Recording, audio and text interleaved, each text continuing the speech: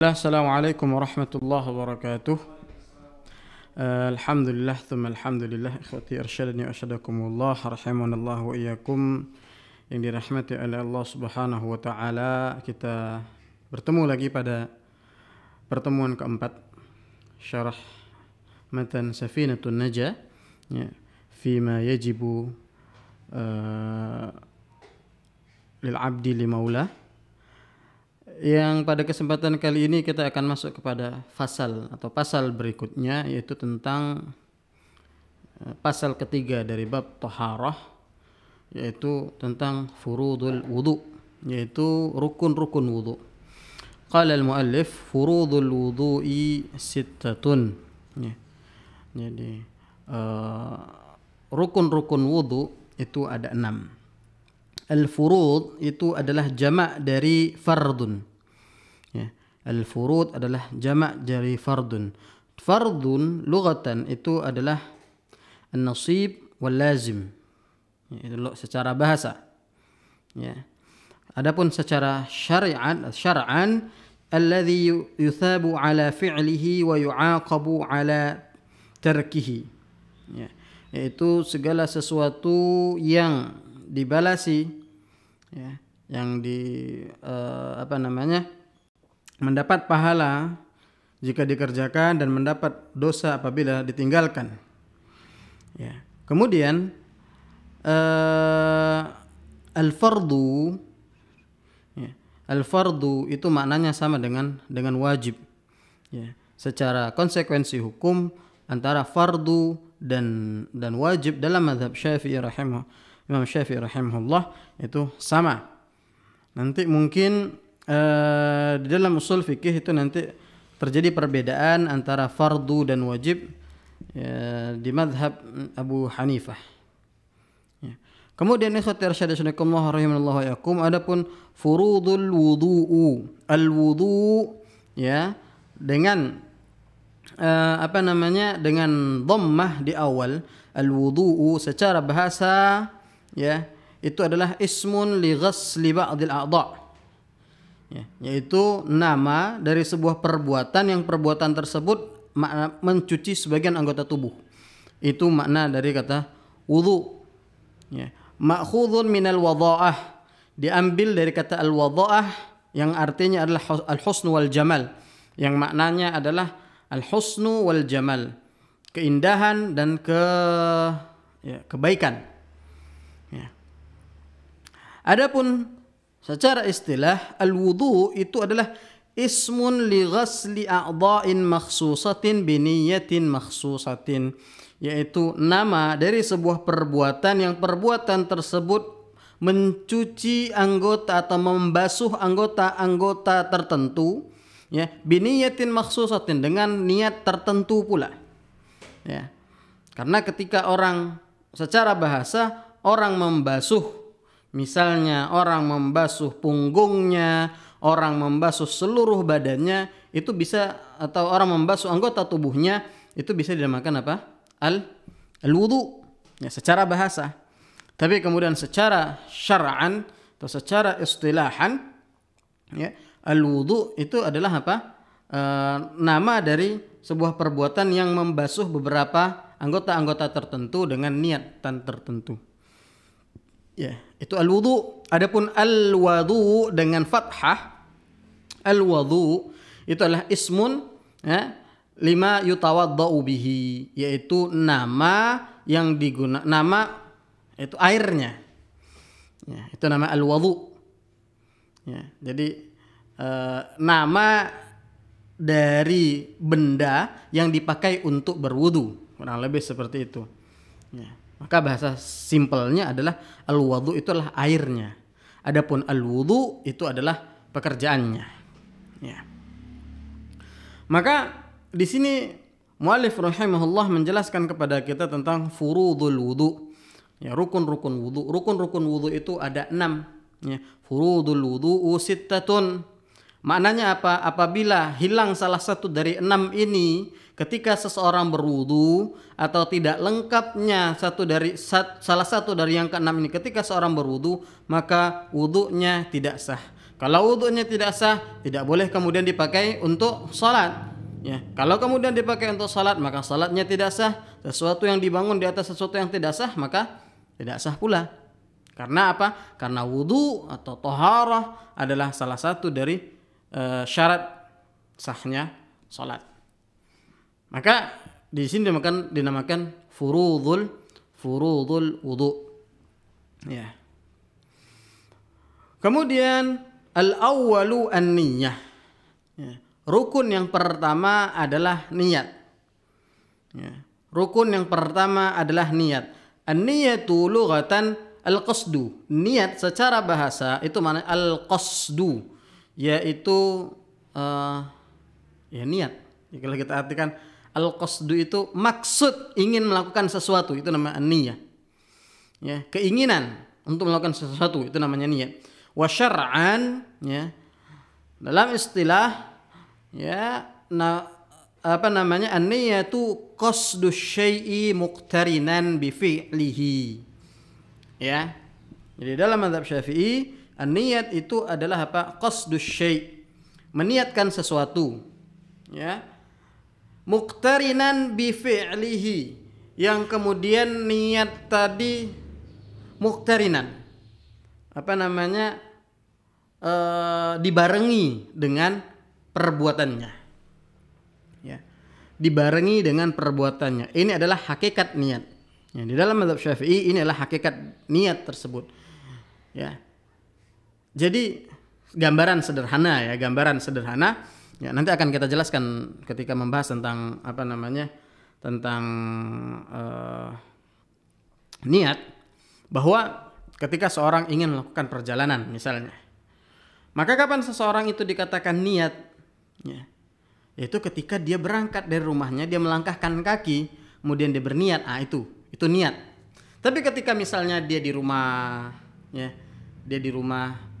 jam 10 misalnya, ya, dia pasang niat, ya, untuk pergi nanti habis zuhur, maka apakah ini dikatakan niat? Maka ini tidak dinamakan niat dalam mazhab, ya, akan tetapi ini dikatakan azm. Ya, dinamakan azam. Maka ada hal-hal yang terkait niat harus kita pahami. Ya, ada hal-hal yang terkait dengan niat yang harus kita pahami. Setidaknya ada 6 poin, ya, terkait dengan niat. Haqiqatun, hukmun, wa mahallun, wa zaman, kaifiyatun, syartun, wa maksudun hasan. Ya, jadi ada haqiqatun, apa hakikat niat, ya, kemudian hukumnya niat itu apa, ya, kemudian mahal itu apa, ya, di mana tempatnya niat, wa zaman, kemudian waktunya kapan, ya, kaifiyah, caranya bagaimana, syarat niat tersebut seperti apa, wa maksudun hasan, dan tujuan dari niat tersebut. Maka akan kita bahas poin per poin, ya. Hakikat niat itu tadi yang kita sampaikan. Ta'rif dari niat, ya, qasdul fi'li atau qasdus syai' muqtarinan bi fi'lihi, ya. Yang pertama, ya, qasdus syai' muqtarinan bi fi'lihi, itu hakikat niat. Haqiqatun, hukmun, apa hukumnya niat? Hukumnya niat al-wujub ghaliban, ya. Mayoritas hukumnya niat itu adalah wajib. Ya, mayoritas hukumnya niat itu adalah apa? Adalah wajib. Ada kemudian kondisi di mana niat itu tidak wajib, yaitu ketika misalnya, maka di sini menggunakan kata-kata ghaliban, ketika seseorang memandikan jenazah. Ya, maka dalam hal ini hukum niatnya tidak wajib, akan tetapi hukum niatnya sunnah atau mandub. Ya. Maka di sini dikatakan fal wujubu hukmuha, itu hukum dari niat tersebut apa? Wujub ghaliban. Ya. Mayoritas niat itu hukumnya wajib. Oke, kita haqiqatun, hukmun, wa mahallun. Ya, di mana tempatnya niat? Al-qalbu. Ya, al-qalbu, tempatnya niat itu di dalam hati. Ya, Imam An-Nawawi juga mengatakan dalam syarah Sahih Muslim juga mengatakan seperti itu, wa mahalluhal qalb. Tempatnya niat itu di mana? Di dalam hati. Ya. Maka inilah hakikat dari niat. Inilah tempat niat itu seperti itu. Niat itu harus apa? Harus berada di dalam hati. Ya. Ketika, ya ini banyak yang kadang salah kaprah menganggap bahwa niat itu apa yang diucapkan. Ya, niat itu apa yang diucapkan. Ketika seseorang dia mengucapkan sebelum masuk salat, dia mengucapkan dengan lisannya, misalnya usolli fardhu dhuhri misalnya. Atau sebelum dia berwudu dia mengucapkan nawaitul wudu'a. Oke? Ya. Boleh tidak?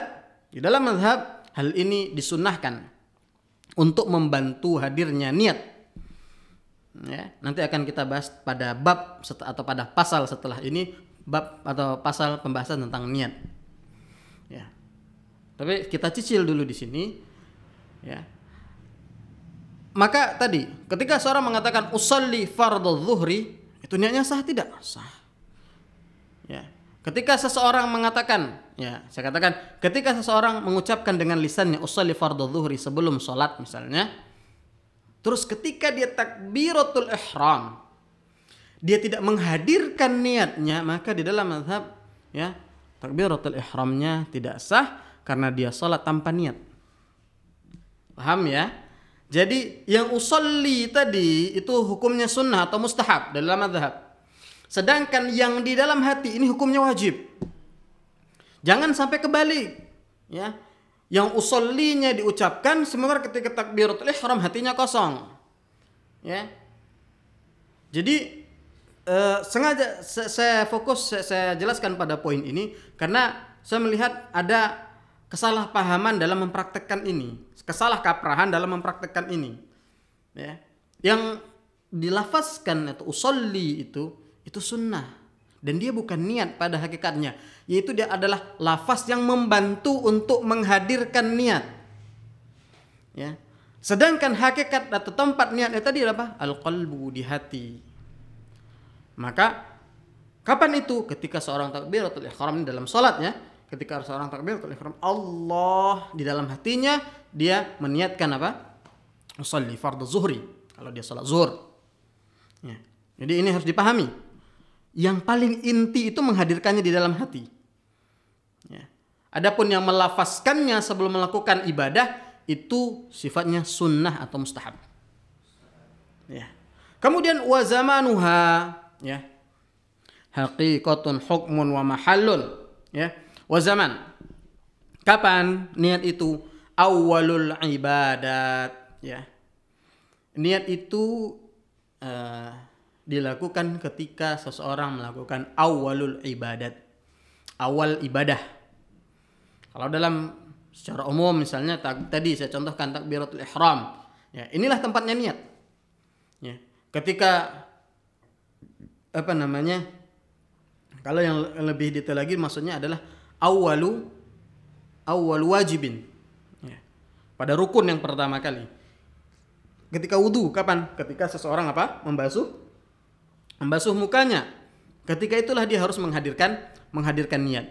Kalau dia menghadirkan niat sebelum membasuh muka, ya, sah tidak? Sah, bahkan hukumnya sunnah.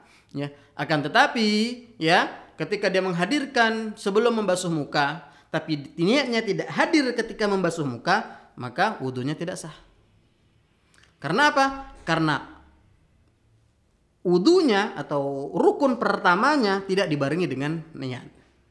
Jadi hal yang perlu menjadi catatan adalah bagaimana niat itu hadir ketika awalul ibadah, ya, di awal ibadah, yang maksudnya awalul ibadah di sini adalah apa?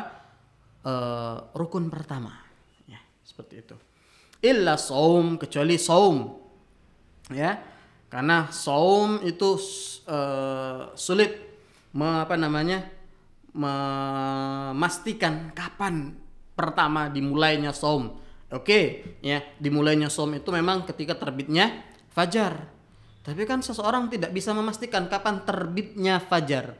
Maka ya agar kemudian tidak terjadi kesalahan, maka diperbolehkan untuk berniat jauh-jauh hari, berniat sebelum terbitnya fajar, atau berniat sebelum tidur bahkan misalnya, berniat sebelum makan sahur misalnya, dan lain sebagainya. Ini dalam kondisi puasa. Ya. Adapun di yang hal-hal yang lainnya itu niatnya wajib di awal ibadah. Ya. Wa kaifiyatuha, ya, kaifiyah atau cara niat itu apa? Takhtalifu bi ikhtilafil manwi.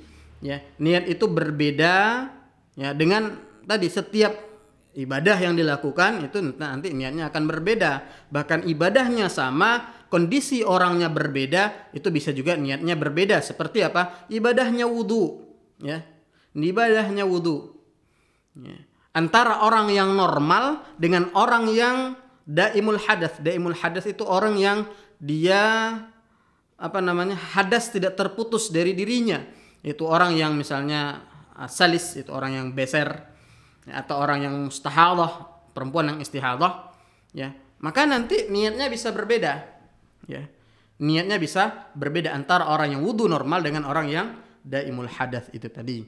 Ya, antara orang yang wudu dengan orang yang salat, ya, orang yang salat wajib dengan orang yang salat sunnah, orang yang salat sunnah rawatib dengan orang yang salat sunnah mutlak, ya, niatnya berbeda. Antara orang yang berpuasa dan lain sebagainya, tergantung apa objek amalan yang diniatkan.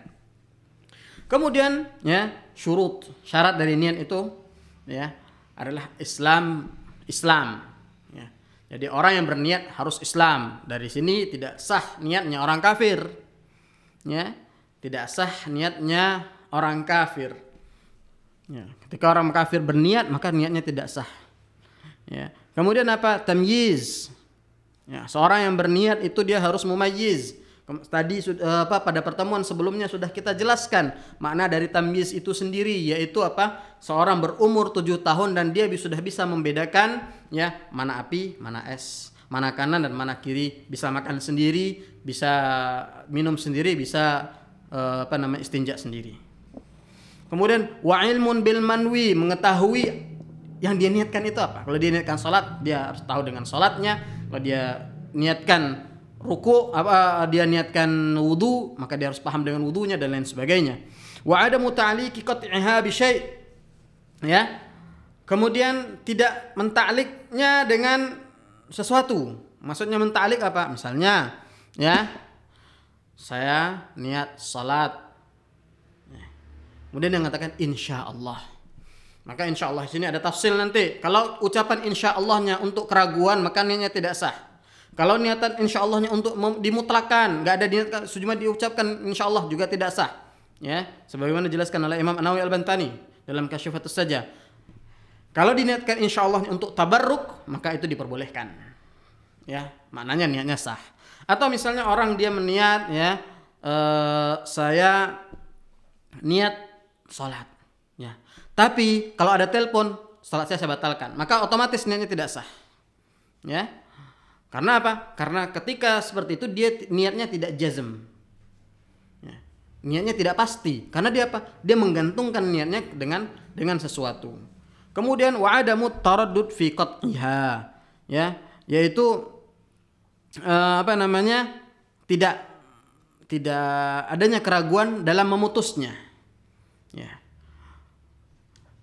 Kemudian wa maksuduha, ya, wa maksuduha atau tujuan dari niat itu adalah apa? Salah satunya adalah at-tamyiz bainal 'adah 'anil ibadah.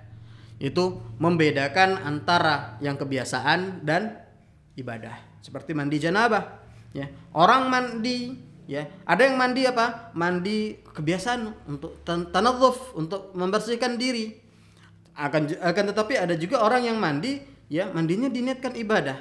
Maka ketika seseorang dia berhadas besar yang mewajibkan dia mandi, ya, dan dia mandi saja tanpa menghadirkan niat, maka apa? Hadasnya tidak terangkat. Kenapa? Karena salah satu maksud tujuan dari niat adalah membedakan antara apa? Antara kebiasaan dan ibadah. Ya. Seperti itu. Kemudian apa? At-tamyiz baina rutabil ibadah. Juga membedakan antara tingkatan-tingkatan ibadah. Ya. Nanti ada salat fardu, ada salat sunnah, ada saum fardu, ada saum sunnah, dan lain sebagainya. Ya. Jadi itu, ya, tamyiz membedakan antara adah, kebiasaan dan ibadah. Yang kedua, yang berikutnya adalah membedakan antara tingkatan-tingkatan ibadah. Karena ibadah ada yang fardu, ada yang sunnah dan lain sebagainya. Ya. Jadi ikhwati arsyadillakumullah rahimanallah wa iyyakum, ini adalah apa? Ini adalah 6 hal yang berkaitan dengan niat, haqiqatun hukmun wa mahal, ya.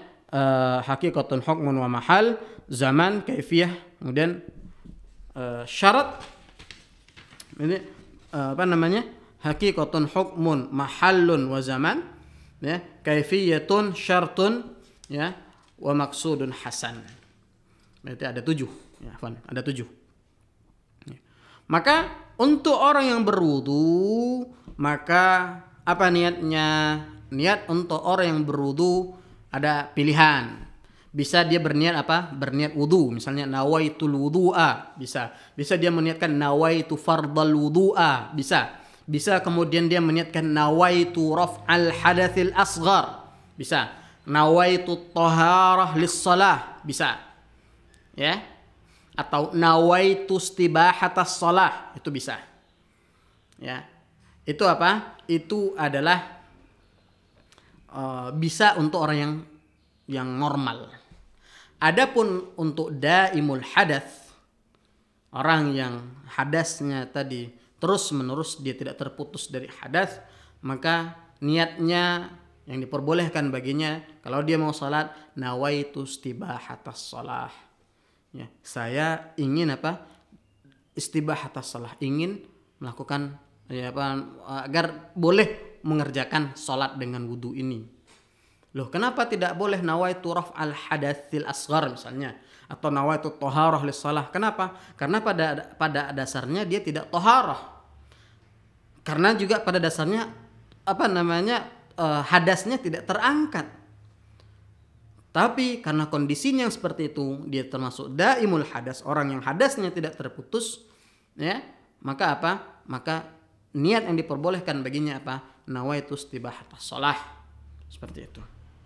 Ya. Dan niat ini sebagaimana tadi yang katakan, ya, harus berbarengan dengan awwalu juz'in. Dari wajah. Niatnya harus dihadirkan dengan apa? Awwalu juz. Awwalu juz'in itu apa? Ya. Ketika seorang membasuh muka. Ya, maka dia harus menghadirkan niat. Ketika misalnya dia membasuh muka bagian atas, belum hadir niatnya, kemudian hadir niatnya ketika dia membasuh hidungnya, maka wajib baginya membasuh ini. Karena bagian yang terbasuh ini, ya, dia tidak sah.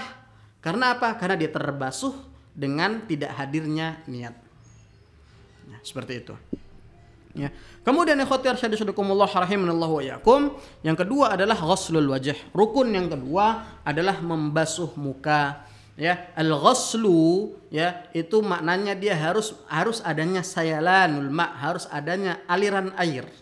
Nanti ada bedanya dengan apa? Al-mashu. Al-ghuslu itu harus ada air yang mengalir di sana. Ya. Maka saya pernah melihat bagaimana orang berwudu dengan dengan semprotan, ya. Terus disemprot ke tangannya, kemudian dia membasuh mukanya. Wallahu alam, saya melihat itu apa? Wudunya tidak sah di dalam mazhab tentunya. Karena apa? Karena tidak terjadi aliran air. Karena yang dia lakukan adalah apa? Memindahkan basah yang ada di sini ke mukanya, bukan mengalirkan air ke mukanya. Seperti itu. Ya. Ghuslul wajh, yaitu mencuci muka atau membasuh muka. Apa itu wajah? Nah, ini harus kita pahami. Di dalam wajah itu adalah apa? Ya, wajah itu adalah ma baina manabitis sya'ri ghaliban, ya, wa akhir lahyain. Ya, lahyain itu ini. Ya. Ini tulan. Panjangnya seperti itu. Adapun ardan ma bainal udhunain. Jadi yang dari sini, ya. Ini maksudnya wajah. Ya, maka bagian ini semuanya wajib dibasuh ketika seseorang apa? Ketika seseorang berwudu. Ya. Tadi saya katakan wa akhirul lahyain. Lahyain itu adalah apa? Ini. Jadi kalau seseorang adalah tulang tempat tumbuhnya gigi bawah, itu lahyain. Ya, lahyain. Tulang tempat tumbuhnya gigi bawah. Ah ini. Ya. Ya. Itu lahyan, lahyain. Ya. Jadi ini kenapa dikatakan ghaliban? Ya, ma baina manabati sya'ri ghaliban, biasanya ya, pada kebanyakan orang. Karena ada orang yang rambutnya tumbuh di sini misalnya. Ya, maka wajahnya bukan dari sini ke sini, tapi tetap dari sini ke sini. Karena yang dipakai adalah hukum kebanyakan. Ya. Ya.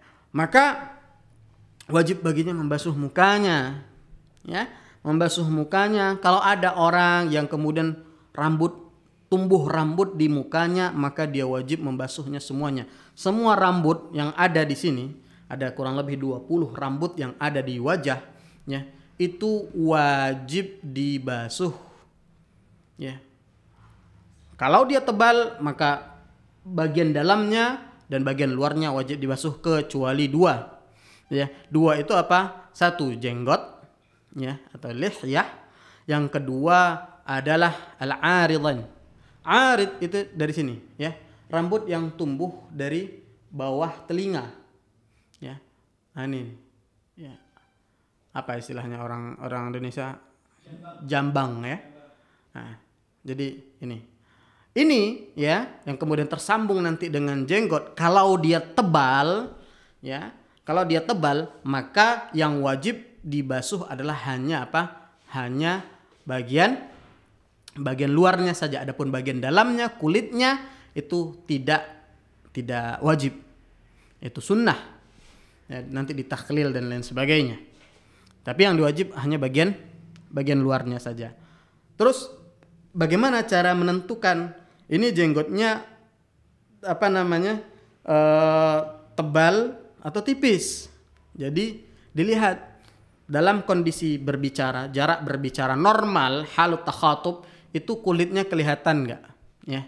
Kalau kulitnya kelihatan, ya, kulit yang ada di balik jenggot itu kelihatan, maka itu tipis. Kalau kulitnya tidak kelihatan, maka itu tebal. Itu cara membedakannya.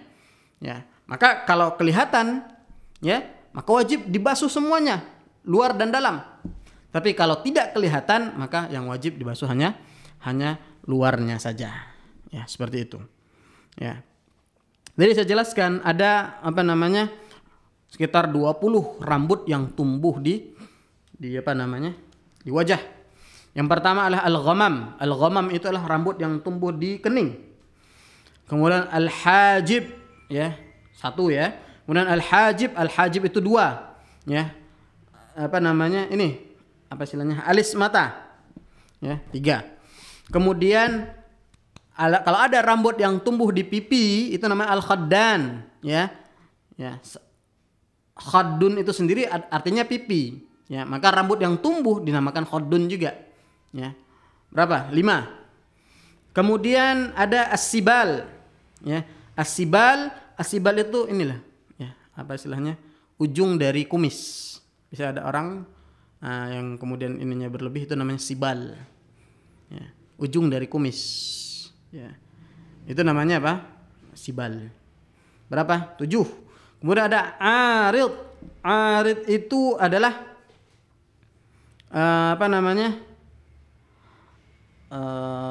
yang tadi, jambang tadi, ya. Arid, jambang. Ya.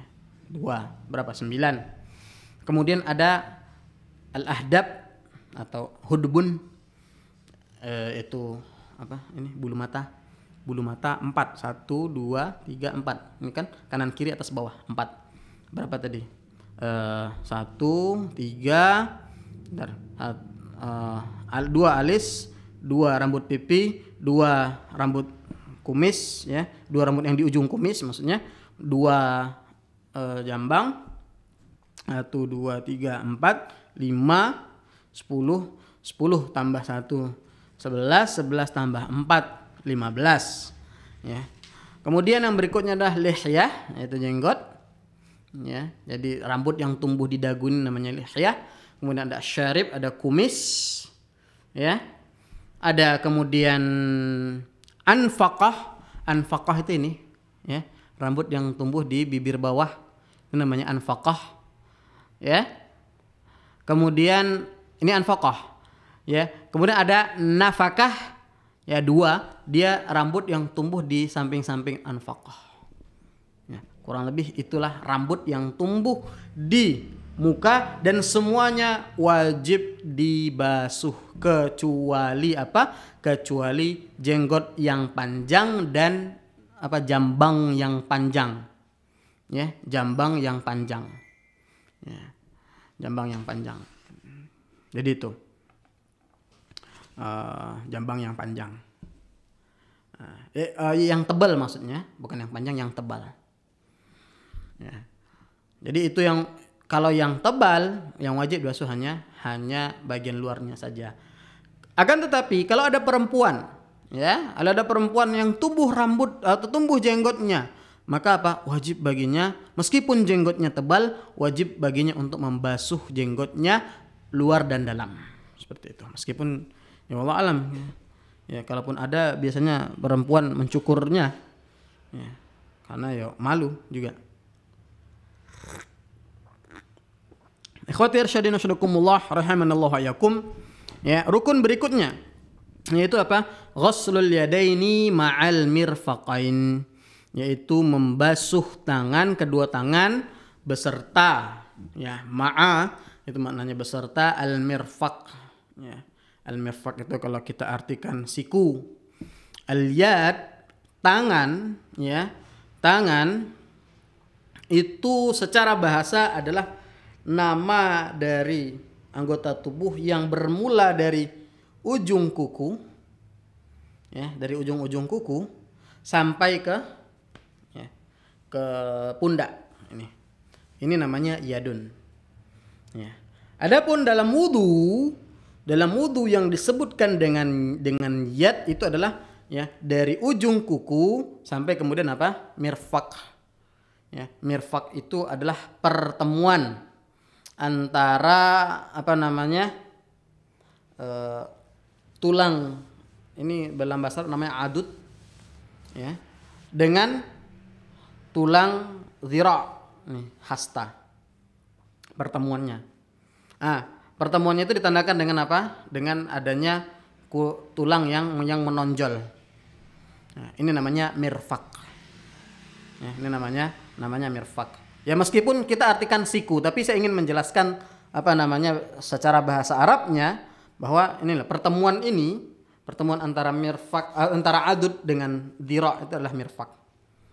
Ya, yang ditandai dengan apa? Dengan adanya tulang yang menonjol di sini. Ya, maka apapun yang maka wajib membasuh tangan. Ya. Kalau orang misalnya qadarullah sikunya geser atau sikunya ada di atas dia punya kelainan atau sikunya ke bawah misalnya, maka yang wajib baginya apa? Jadi ya membasuh sampai sikunya. Ya, bukan kemudian sikunya harusnya biasa di sini tapi geser ke atas, maka dia wajib membasuh ke atas. Ya. Seperti itu. Ya. Maka ketika kemudian di tangan itu tumbuh rambut atau di tangan itu tumbuh tumbuh daging, ya, maka apa? Maka tetap wajib untuk dibasuh.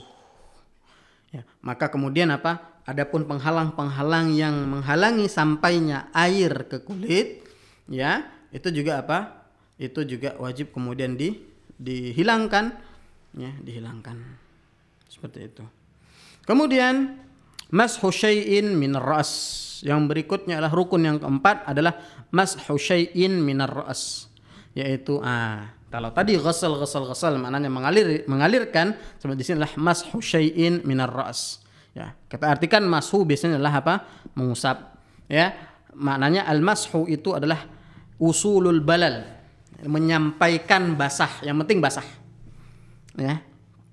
Seperti itu. Ya, mashu syai'in sebagian minar ra's dari apa? Dari kepala. Ya. Termasuk di sini apa? Ya, bisa kalau yang menutupinya itu apa? Yaitu rambut. Ya, itu rambut.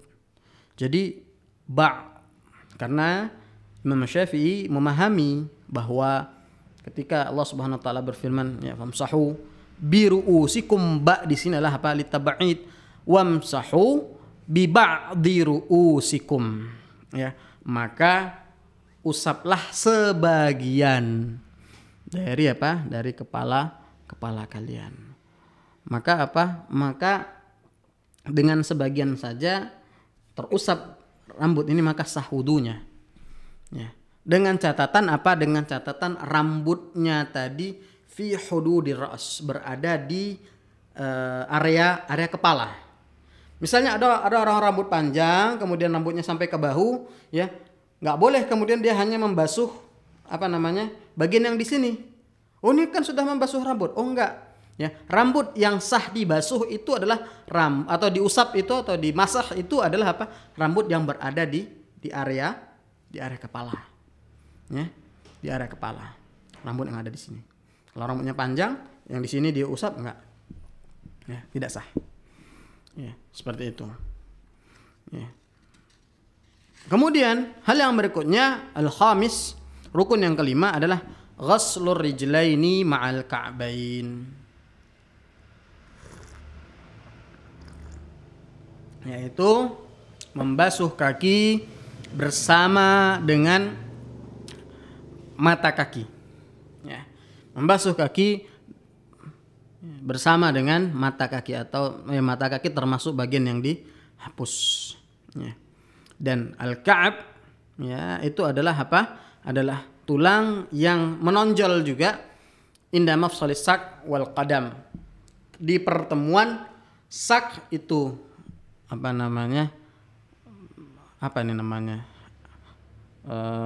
Kaki bagian bawah itu. Kan ada paha, lutut. Nah, ada tuh bagian dari lutut ke bawah itu namanya sak. Nanti sampai ankle. Nah, ankle ke bawah itu namanya qadam. Nah, pertemuan itu kan ada tulang yang menonjol, itu namanya apa? Mata kaki. Ya. Maka ini wajib dibasuh. Ya. Ini wajib kemudian apa? Dibasuh. Ikhwati arsyadin syadakumullah rahimanallahu yakum. Kemudian yang berikutnya adalah at-tartib. Ya, at-tartib di sini apa? Jadi meletakkan rukun-rukun tadi sesuai dengan tertibnya, sesuai dengan urutannya. Ya, ketika urutannya apa namanya? Ketika urutannya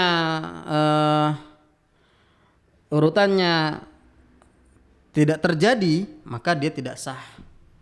Ya, atau urutannya dibolak-balik, dia tidak sah. Ini apa? At-tartib. Itu wadu syai' fi martabatihi, meletakkan sesuatu pada urutannya. Maka tidak boleh kemudian mendahulukan salah satu anggota yang lain daripada anggota berikutnya misalnya. Ya, jadi mulai dari membasuh, misalnya mengusap rambut, kemudian baru membasuh muka dan lain sebagainya. Itu tidak sah wudunya. Ya.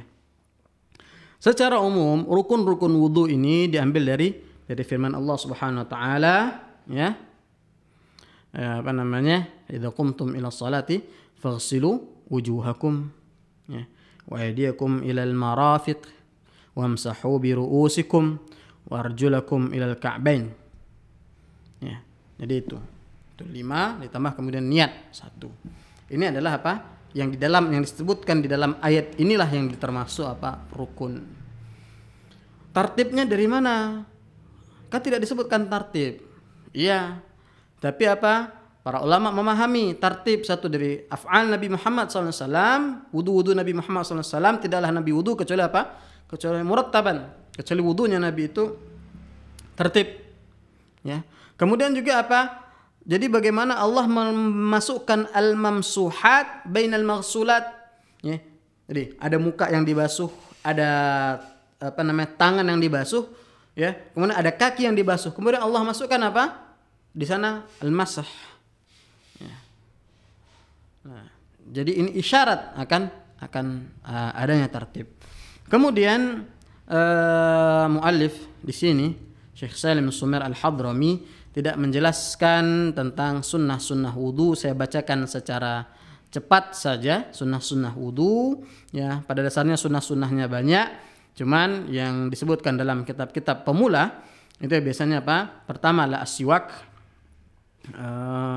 kemudian mengucapkan basmalah, ya. Kemudian ghaslul kaffaini ilal ku'ain, membasuh tangan, ya, membasuh tangan atau telapak tangan sampai kepada pergelangan, kumur-kumur, kemudian istinsyak, memasukkan air ke hidung, ya. Kemudian at-tathlits, ya. Kemudian mashu jami'ir ra's, membasuh semua kepala, ya. Tathlits tadi melakukannya 3 kali, kemudian membasuh telinga atau mengusap telinga, ya. Kemudian takhlil, ya, takhlil, menyela-nyela jari. Nanti caranya disebutkan nanti bagaimana kalau menyela-nyela jari, ya. Dengan catatan apa? Dengan catatan air sudah sampai tanpa menyela-nyela. Maka ketika misalnya ada orang kuku apa jari antara jari satunya dengan jari lainnya rapat, ya, kalau dibasuh begitu saja dia tidak sampai airnya ke bagian yang nempel itu, ya, maka apa? Maka wajib baginya ketika itu takhlil, ya. Karena dengan takhlil barulah kemudian air tadi sampai kepada anggota wudunya, ya. Jadi takhlil itu sunnah ketika apa? Dalam kondisi normal air sampai, ya, tanpa adanya takhlil. Tapi kalau air tidak sampai kecuali dengan takhlil, maka ketika itu takhlil menjadi wajib. Min bab ma la yatimul wajib illa bihi fahuwa wajib. Ya. Kemudian al-muwalah, ya. Al-muwalah itu kalau tadi tartib itu berurutan, kalau muwalah itu membasuh anggota wudu langsung setelah anggota sebelumnya. Jadi adanya berkesinambungan, al-muwalah. Kemudian at-tayamun itu memulai dari yang kanan, kemudian italatul ghurrah wa tahjil, yaitu apa? Membasahi sedikit bagian kepala, ya. Ghurrah itu di sini al-bayat fi ra's. Kalau kuda itu, ya, kuda yang bagus adalah kuda yang ada di bagian kepalanya ini ada ghurrahnya, ada bagian putih-putihnya, ya. Kemudian ada tahjil, itu kuda yang di bagian kakinya, ya, itu ada putih-putihnya juga. Nah, maka italatul ghurrah itu adalah tadi ketika seseorang membasuh muka dia lebihkan sampai kepala. Kemudian at-tahjil itu ketika dia membasuh sampai siku dia lanjutkan sampai ke lengan atas, atau ketika dia membasuh mata kaki dia lanjutkan sampai betis. Seperti itu. Itu di antara sunnah-sunnah sunnah-sunnah wudu, ya. Itu di antara sunnah-sunnah wudu. Mungkin pada pertemuan berikutnya saya akan mungkin menjelaskan sedikit tentang sunnah-sunnah wudu, kemudian makruh wudu, baru kemudian kita masuk kepada pembahasan niat. Seperti itu.